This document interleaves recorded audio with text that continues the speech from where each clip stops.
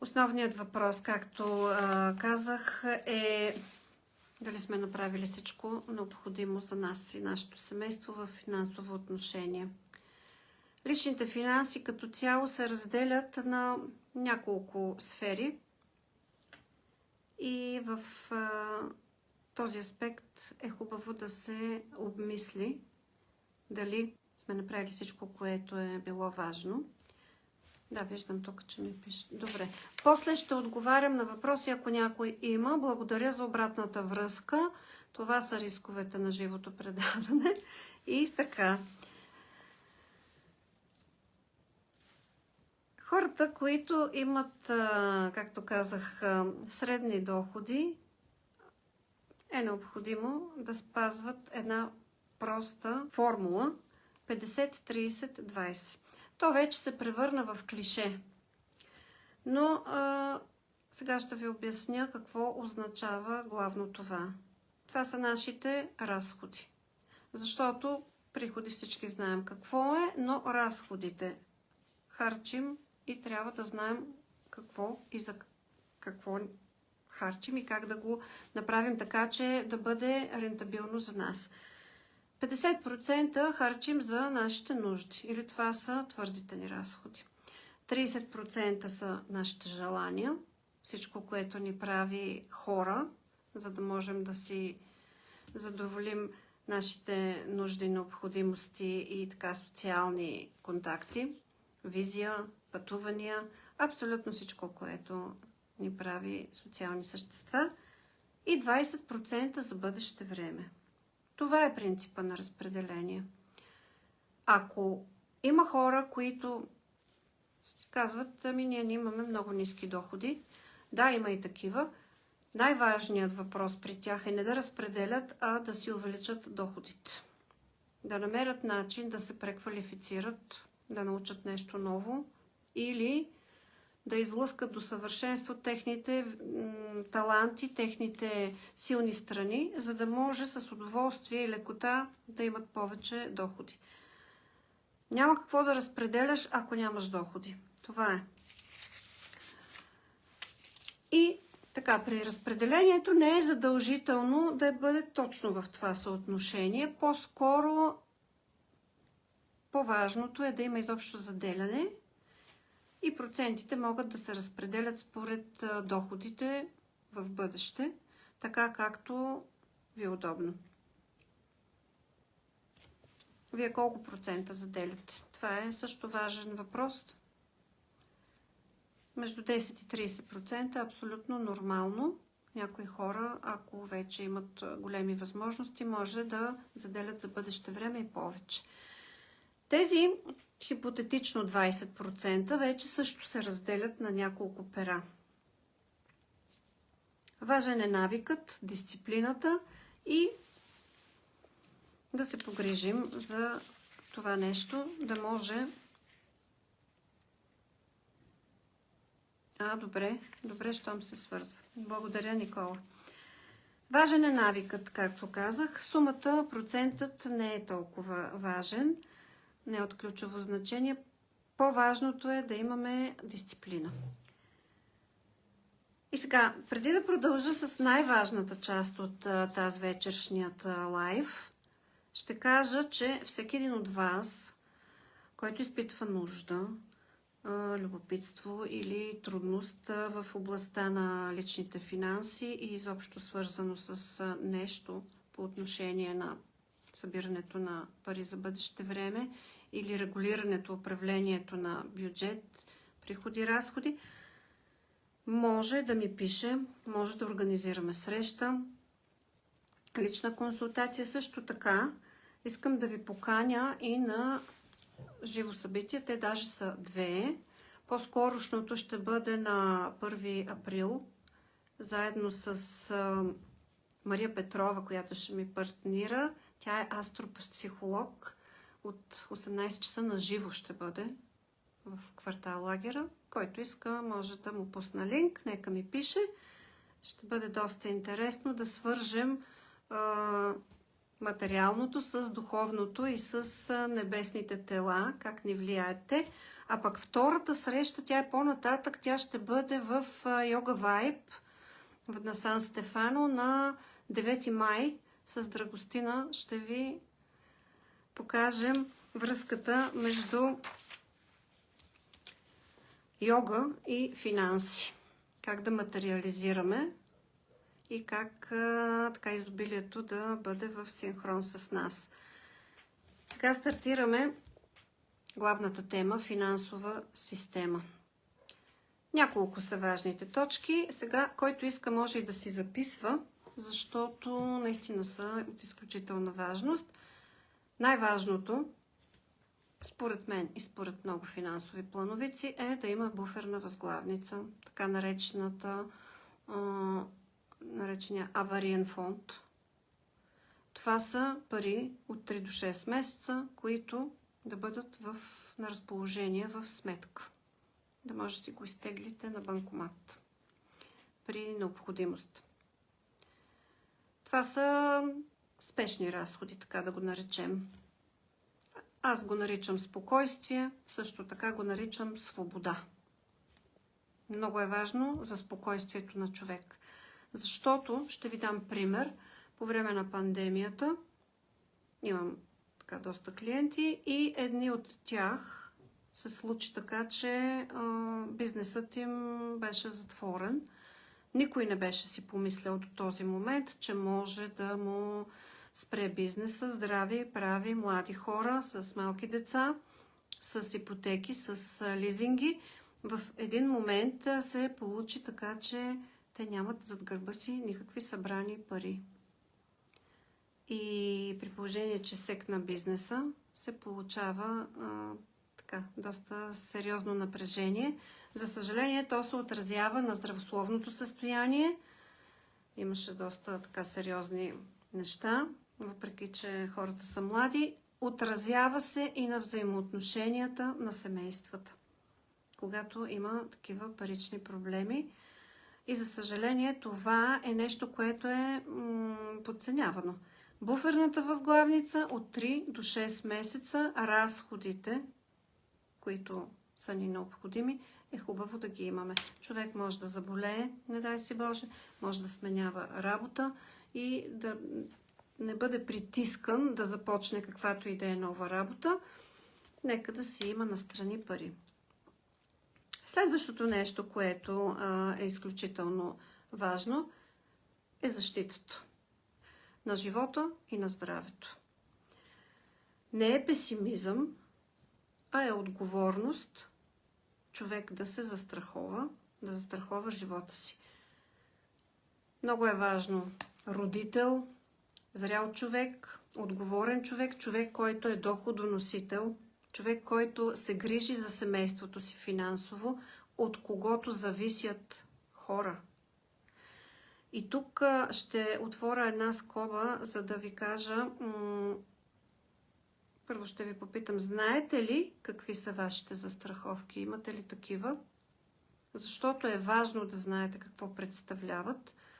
И сега ще разкажа с 2 думи какво представлява една застраховка живот и защо се прави.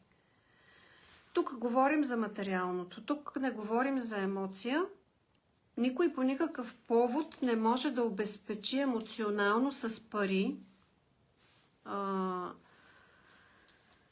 едно неприятно, лошо събитие, но може да направи така, че да помогне финансово тези хора да си стъпят на краката в тежък момент. Така се формира доходите на един човек за месеца в едно домакинство да бъдат направени за определен период време като застрахователна сума. На практика, чрез възрастта му се оформя и таксата. Това е застраховката живот. А от там нататък допълнителните здравни покрития, те са за самия човек по отношение на заболявания, травми, болнични, допълнително здравно осигуряване. Така че това са неща, които са важни и пестят пари. Тъй като ако се наложи да се ходи на свободни прегледи те струват много повече. А при един инцидент пък се изплаща сума. Третото, което съм си записала, е защита на имота и капитала. Това са дом, бизнес, активи. Има начин да бъдат защитени. Важно е да бъдат защитени. Ние всъщност за тях работим, за тях си даваме труда. И е много важно да бъдат обезпечени с застраховка. По този въпрос мога да говоря лично с хората. Всеки, който има желание, нека да ми се обади, защото те са много различни. Просто в момента, ако започна да ги обсъждам, ще загубим много време. Стандартът на живот. Как защитаваме ние стандартът на живот в следваща точка? Или това е лайфстайл. Лайфстайл е покачването на нашият рейтинг, на нашият стандарт на живот в зависимост от нашите доходи. Колкото са по-високи нашите доходи, толкова по-високо са и разходите, а и не само в съотношение с нашите доходи, имайки предвид събитията, идването на еврото или някакви други кризисни събития, цените се качват. Инфлацията не пада надолу, тя се качва нагоре. И в този ред на мисли, когато лайфстайла се покачва, е редно да се покачват и нашите спестявания като процент. Помислете си, вие апгрейднахте ли си спестяванията? Защото това също е много важно във връзка с промяната на цените. Аз имам много клиенти, които преди 10 или преди 15 години са си направили спестовна застраховка и тогава са си събирали някаква сума от рода на примерно 30 евро, ама тогава с 30 евро е могло да се купи друго, докато сега с 30 евро не може да се купи същото. Така че трябва да се обновят. Следващата точка, която съм си отбелязала в връзка с финансовата система, нещото, което е хубаво да се обезпечи. Когато имате малки деца, за тяхното образование да започне събиране на пари.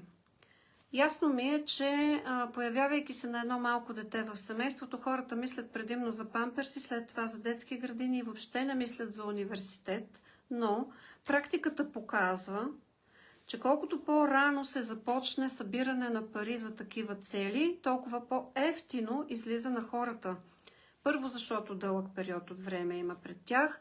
Второ, защото таксите няма да са толкова скъпи, ако когато дойде момент, примерно детето да е студент, се наложи да изтеглите кредит.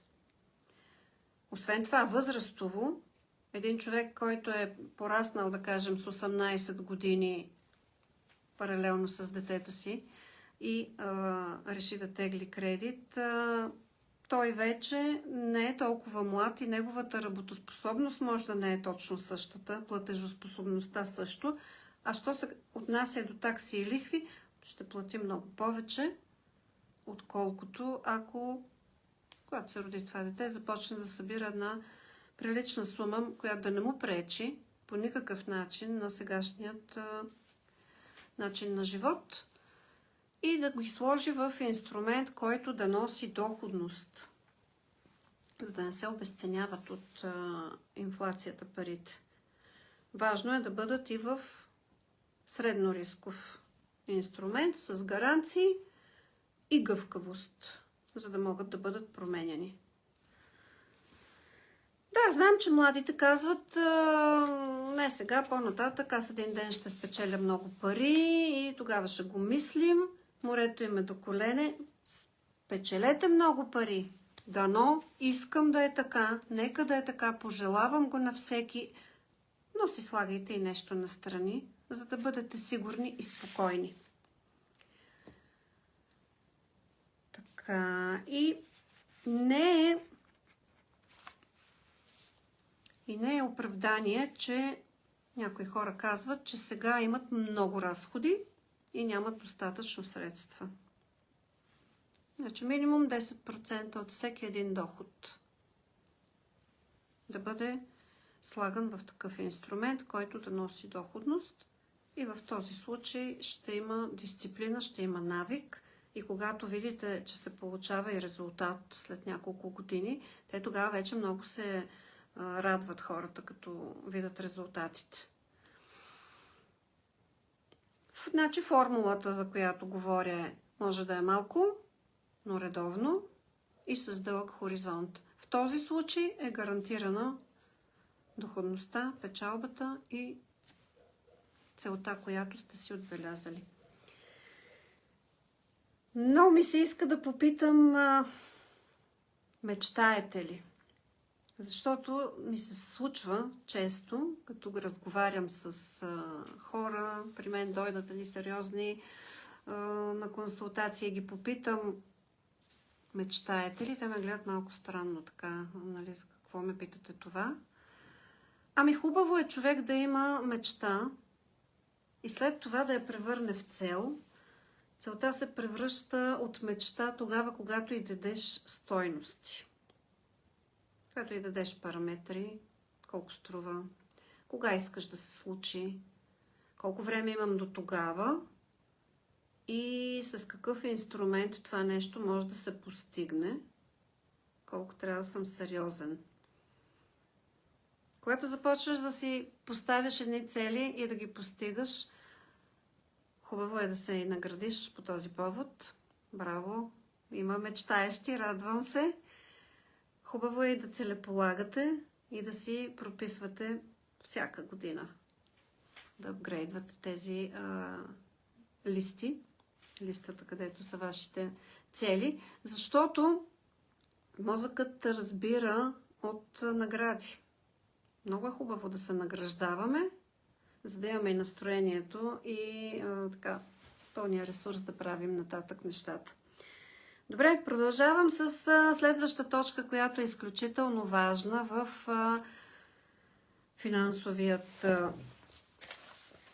финансовата система. Пенсионните години. И нека тук младите хора да не се изключват, защото точно към тях е обърната моята пел.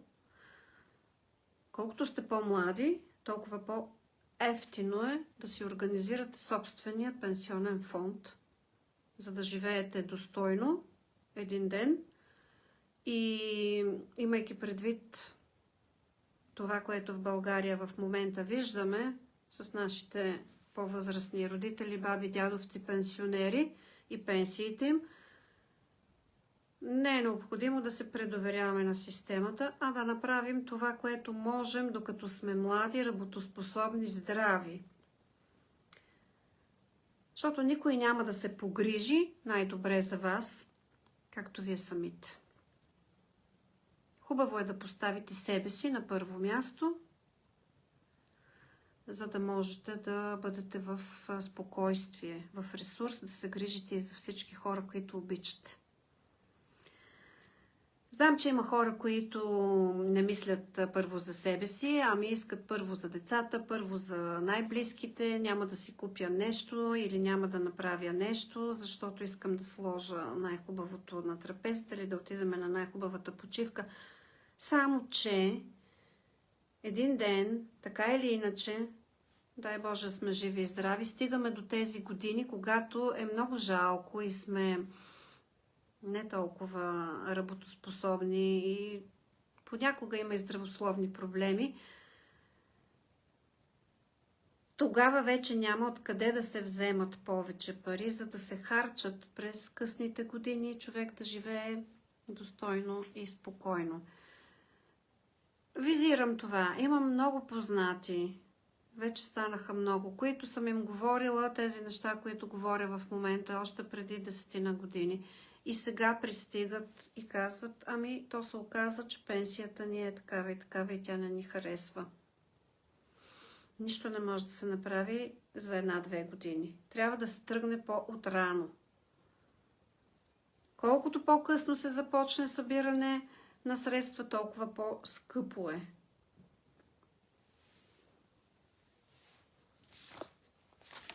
Така че Погрижете се да живеете достойно. Един такъв въпрос ще задам. Кой е човекът, с когото ще бъдете цял живот? До последно. Знаете ли? Това е най-важният човек, за когото трябва да се погрижите. Най-важният човек сте вие самите.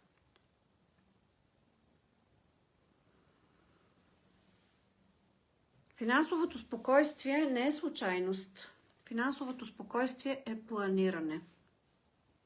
Аз правя тези планирания.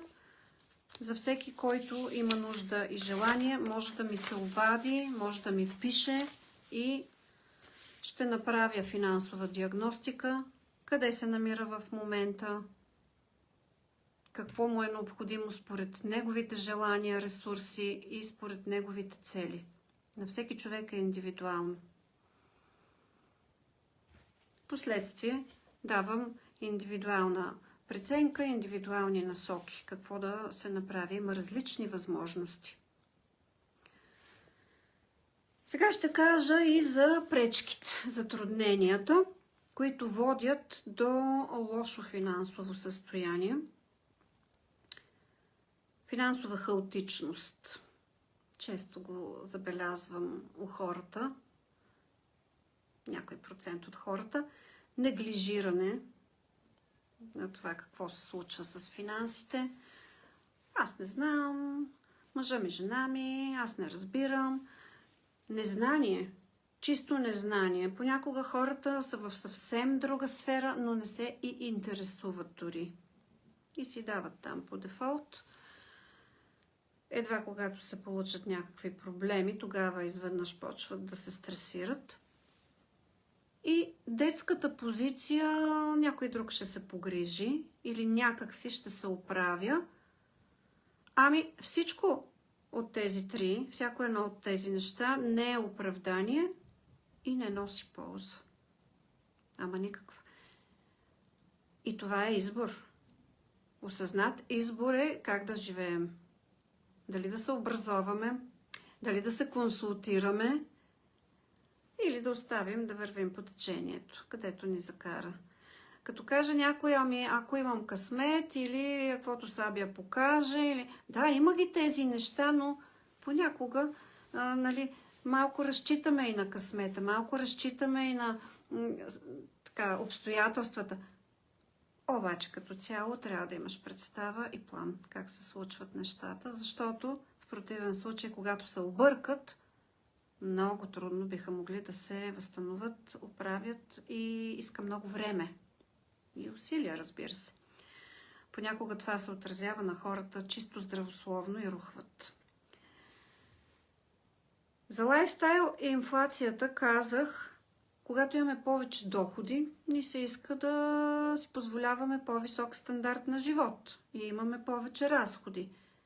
Тук обаче е много важно да си увеличим и спестяванията или инвестициите, да направим пасивни доходи да имаме, да организираме да не са всички яйца в една кошница, както казват англичаните.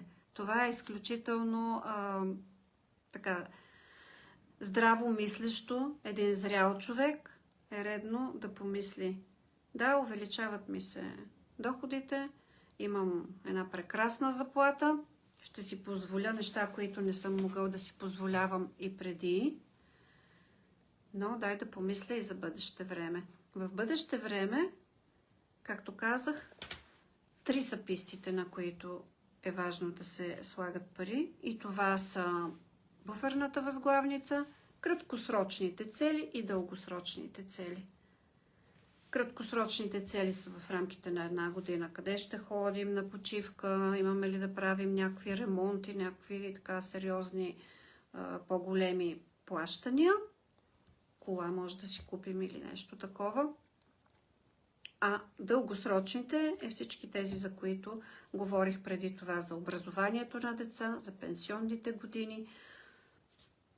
Ако са млади хора, пък и не само млади, нямат собствен дом, вероятно с кредит ще бъде финансиран. Някои хора си събират пари за самоучастие, защото то не е никак малко. Маринче, здравей! И Борянка, привет! Елена, здравейте, момичета! Ще гледате лайфа на повторение от начало, защото така има доста полезни неща. Както казах, ключът на лайфстайл инфлацията е, когато расте доходът, да расте и спестяването. Процент спестяване. Сега за детската позиция, която е... По-късно ще го оправя това нещо. Един ден ще му дойде времето. Дай да чукаме на дърво на глава и така нататък. Да не дърпаме дявола за опашката. Сега нямам възможност. Това е отлагане. Това са детски оправдания. Който спазва системата процентно и от всеки един доход отделя сериозно и започна да отделя, значи той ще има резултат със сигурност. Да, милионер няма да стане изведнъж. То е хубаво малко и да се завърти колелото и да се придобият и навици. А колкото повече се натрупва един капитал, той повече се завихря. Разбира се, ако иска да решава къде да бъде сложен този капитал, може да се възползва от моите компетенции всеки един от вас. Сега, без подготовка, когато дойде тежък момент, на човек ще му бъде много по-трудно. Колкото по-късно започне да прави отделяния, спестявания, инвестирания, да работи във връзка с своите лични финанси и управлението им, толкова по-скъпо ще му струва. Така че в заключение ще кажа, че важните неща са навиците, принципите и план. Всичко това се прави с мисъл, експертност и навременност. Ако човек седне и се образова и знае как да ги направи нещата чудесно, нека да бъде и дисциплиниран, освен знаещ, но и да се направи на време всичко, да не чака цял живот, защото наистина има хора, които са станали на по 60 плюс и в един момент идват и почват да кършат ръце и да плачат откъде да извадят пари за пенсионните си години. Тогава вече е мал шанс наистина да се случи чудо. Експертност и навременност води до прекрасен резултат. Възползвайте се от консултанти. Не е задължително да бъда аз, който и да е, обаче наистина да си разбира от работата. Парите не са цел, те са инструмент. Но ако не ги управляваме, те започват да управляват нас. И тук визирам липсата на знанията, липсата на консултиране, пагубни, лоши решения, хаотични. Говоря за загубено време, говоря за изпуснати ползи, за прибързани решения, сделки. Хора, които много емоционално теглят кредити и след това не знаят как ще ги върнат. И от кредит в кредит влизат в една спирала. След това стават с една огромна задлъжнялост и нито една банка не иска да им помогне. Може би тук е мястото да кажа, че съм кредитен посредник от 2018 година и се занимавам с ипотечни и потребителски кредити, кредитиране. Консултациите са напълно безплатни. Работя с всички банки на практика. Който има нужда, може да ме търси и да му съдействам. А сега ще искам да ви призова, да ви провокирам нещо. В коментари да ми напишете нещо. Например, от днес започвам с нещо, което не правите до момента. Спестяване, бюджетиране, планиране. Нещо, което не правите. Напишете какво преценявате. Хайде дори да не е само в коментари. В коментарите може да ми пуснете по едно сърчице. Напишете си го за себе си. Ако това, за което говорихме днес, ви накара да се замислите и искате да стартирате своето финансово развитие, може да ми напишете план, този, който няма такъв. Ще ви задам няколко въпроса и ще ви дам насока, за да може наистина да стартирате своят финансов план. А сега стъпката, която ви обещах още в началото и която е хубаво да започнете още сега, още днес. Напишете си, например, в последните 7 дена разходите, които сте правили. Това е едно добро начало, за да имате прегледност и да видите къде отиват вашите пари. Оптимизирайте. Има възможност да се автоматизират плащанията, има възможност да се следват логически подходи като промоционални или чисто логистични места, къде да напазарувате, така че да харчите по-малко. Другото, което също бих могла да дам като вариант е... Браво, Никола, започва. Браво! Много се радвам на отговора ти. Браво! Другата стъпка, която може да направите, е минимум 5% заделяне за тези, които не са стартирали заделяне за бъдеще време. Може да не е 10, може да е 5, но нека да е редовно, нека да е в порядъка на няколко месеца, дори година, и вие ще се очудите на резултатите. Браво, Вени! Чудесно! Ти си пример. Браво! Вени си води финансова книга, касова книга. Браво! Сега има толкова модерни приложения, в които може наистина по лесен начин, не е необходимо да се затормозява човек, но е хубаво поне за 2-3 месеца средно аритметично да види къде му отиват парите и ако може да оптимизира, би могъл да си намали някои разходи и да ги даде за нещо, което да му е приятно и полезно. Най-важното, което е така моят апел, е да започнете сега. Не след един месец, не след една година, сега. Нещата се почват сега. Така че това е днешният ни лайв. Аз мисля да приключвам. Твърде дълго вече говоря. Радвам се, че ми отговаряте, че ми пишете. Ще прочета после всичките в чата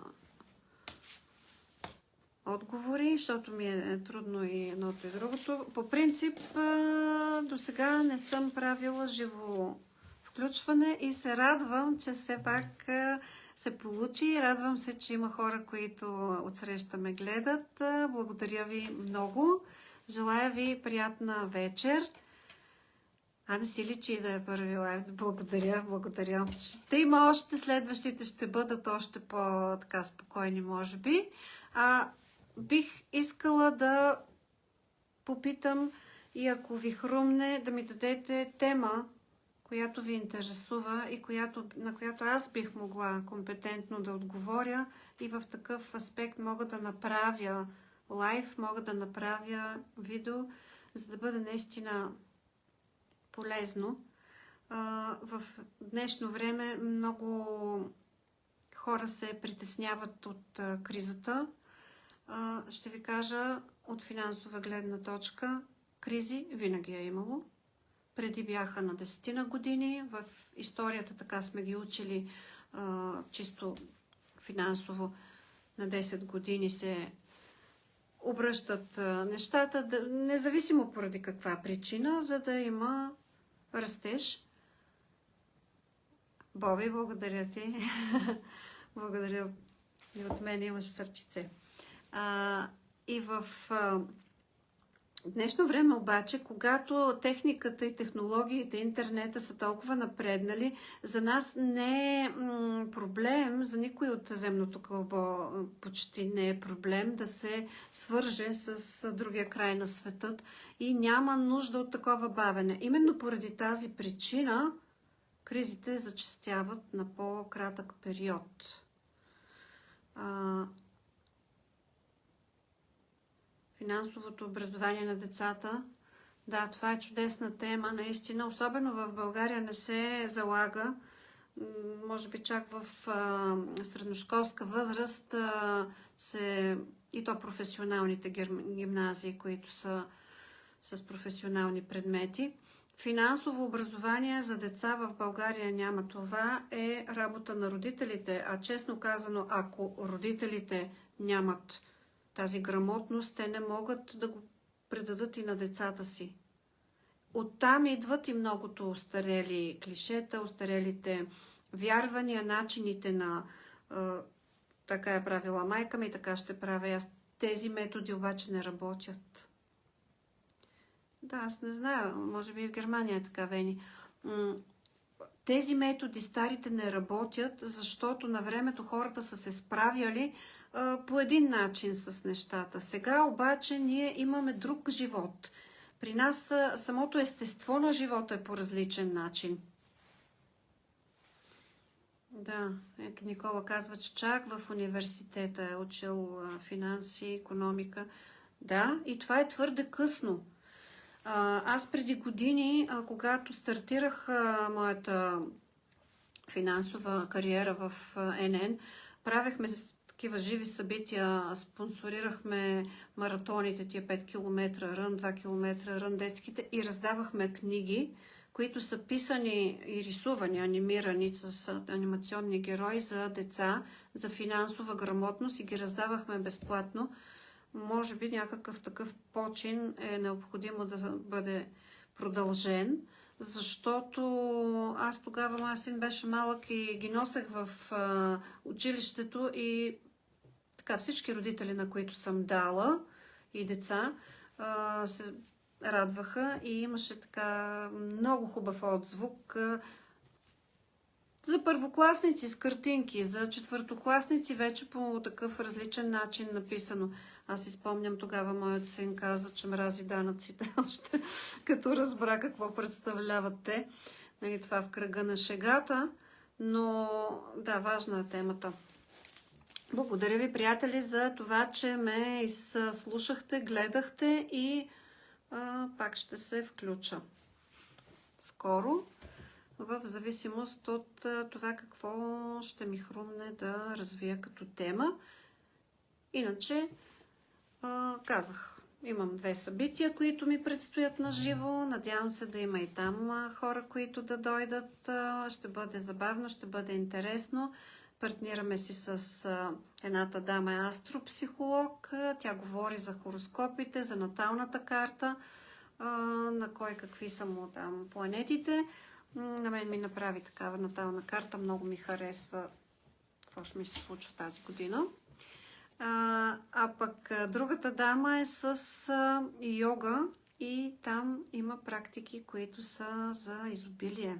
И е много интересно да можем да придобием едно такова спокойствие и начин да контролираме себе си, плюс, разбира се, заземяването в материалната ни сфера. Приятна вечер от мен и до скоро!